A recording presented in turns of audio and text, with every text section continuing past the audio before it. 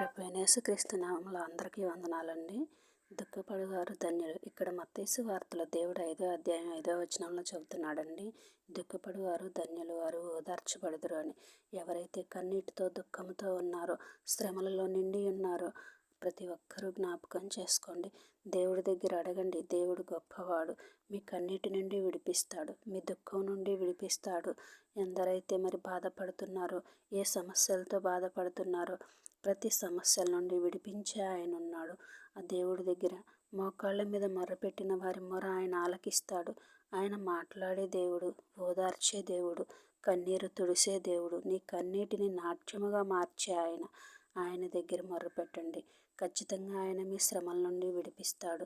మనుషుల దగ్గర మొరపెట్టిన వారు ఏమీ చేయలేరు, ఇని అవతలకు ఇంకొకరికి చెప్పటం తప్పితే. అందుకనే దేవుని దగ్గర మొరపెట్టుకోండి. దేవుడు ఆలకించే దేవుడు,